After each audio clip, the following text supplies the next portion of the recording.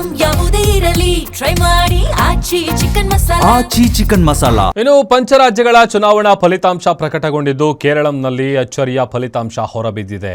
ಕೇರಳದಲ್ಲಿ ಕಾಂಗ್ರೆಸ್ ನೇತೃತ್ವದ ಯುಡಿಎಫ್ ಮೈತ್ರಿಕೂಟ ಭರ್ಜರಿ ಜಯ ಸಾಧಿಸಿದೆ.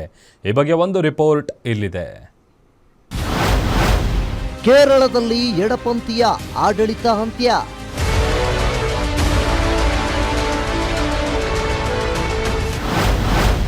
KC Venugopal Kerala CM.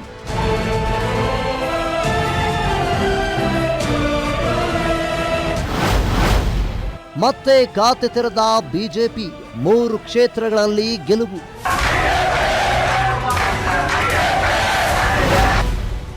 ಕೇರಳ ವಿಧಾನಸಭಾ ಚುನಾವಣೆಗಳಲ್ಲಿ ಸಿಪಿಎಂ ನೇತೃತ್ವದ ಎಡ ಪ್ರಜಾಸತ್ತಾತ್ಮಕ ರಂಗವು ಹೀನಾಯ ಸೋತಿದೆ. ಕಳೆದ 50 ವರ್ಷಗಳಲ್ಲಿ ಇದೇ ಮೊದಲ ಬಾರಿಗೆ ಭಾರತದಲ್ಲಿ ಯಾವುದೇ ಎಡಪಂಥೀಯ ಸರ್ಕಾರ ಇಲ್ಲವಾಗಿದೆ. ಕೇರಳ ವಿಧಾನಸಭೆ ಚುನಾವಣೆಯಲ್ಲಿ ಕಾಂಗ್ರೆಸ್ ನೇತೃತ್ವದ ಯುಡಿಎಫ್ ಮೈತ್ರಿಕೂಟ ಭರ್ಜರಿ ಜಯ ಸಾಧಿಸಿದ್ದು, ಸಿಪಿಎಂ ನೇತೃತ್ವದ ಎಲ್ಡಿಎಫ್ ಮೈತ್ರಿಕೂಟದ 10 ವರ್ಷಗಳ ಆಡಳಿತಕ್ಕೆ ಅಂತ್ಯ ಹಾಡಿದೆ.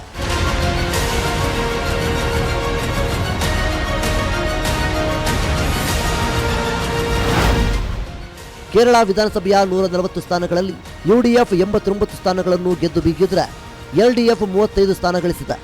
ಬಿಜೆಪಿ 3 ಸ್ಥಾನಗಳು ಮತ್ತು ಇತರೆ 13 ಅಭ್ಯರ್ಥಿಗಳು ಜಯಬೇರಿ ಗಳಿಸಿವೆ. ಇನ್ನು ಕೇರಳದಲ್ಲಿ ಯುನೈಟೆಡ್ ಡೆಮಾಕ್ರೆಟಿಕ್ ಫ್ರಂಟ್ ಗೆಲುವು ಸಾಧಿಸುತ್ತಿದ್ದಂತೆ ಕೇರಳದ ಮುಂದಿನ ಮುಖ್ಯಮಂತ್ರಿ ಯಾರು ಎಂಬ ಚರ್ಚೆ ಶುರುವಾಗಿದೆ. ಈ ನಡುವೆ ಸಂಘಟನಾ ಪ್ರಧಾನ ಕಾರ್ಯದರ್ಶಿಯಾದ ಕೆಸಿ ವೇಣುಗೋಪಾಲ್ ಅವರು ಕೇರಳದ ಮುಂದಿನ ಸಿಎಂ ಆಗಬಹುದು ಎಂಬ ಸುಳಿವನ್ನು ಕೇರಳ ಕಾಂಗ್ರೆಸ್ ಮುಖ್ಯಸ್ಥ ಸನ್ನಿ ಜೋಸೆಫ್ ನೀಡಿದ್ದಾರೆ.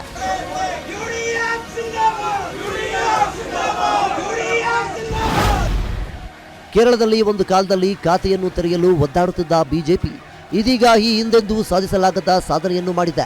2026ರ ಕೇರಳ ವಿಧಾನಸಭಾ ಚುನಾವಣೆಯಲ್ಲಿ ಬಿಜೆಪಿ ಕಮಾಲ್ ಮಾಡಿದೆ. ಕೇರಳದ ನೆಮಾಮ್, ಕಳಕೂಟಂ ಮತ್ತು ಚಾತ್ತನೂರು ವಿಧಾನಸಭಾ ಕ್ಷೇತ್ರಗಳಲ್ಲಿ ಜಯಬೇರಿ ಬಾರಿಸಿದೆ. ಯುಡಿಎಫ್ ಅಧಿಕಾರಕ್ಕೆ ಬಂದರೂ ಸಹ ಈ ಫಲಿತಾಂಶವು ರಾಜ್ಯ ರಾಜಕೀಯದಲ್ಲಿ ಪಕ್ಷದ ಗಮನಾರ್ಹ ಪ್ರಗತಿಗೆ ಕಾರಣವಾಗಿದೆ. ಕೇಂದ್ರದ ಮಾಜಿ ಸಚಿವರಾದ ರಾಜೀವ್ ಚಂದ್ರಶೇಖರ್, ವಿ ಮುರಳೀಧರನ್ ಮತ್ತು ಗೋಪಾಲ್ ಕುಮಾರ್ ಗೆದ್ದು ಬೀಗಿದ್ದಾರೆ. ಬಿಜೆಪಿಯಲ್ಲಿಯೂ ಪ್ರಮುಖ ನಾಯಕರುಗಳು ಪರಾಭವಗೊಂಡಿದ್ದಾರೆ. ಈ ಚುನಾವಣೆಯಲ್ಲಿ ಪಿಣರಾಯಿ ವಿಜಯನ್ ಸಂಪುಟದ 21 ಸಚಿವರ ಪೈಕಿ 13 ಸಚಿವರು ಸೋಲನ್ನಪ್ಪಿದ್ದಾರೆ.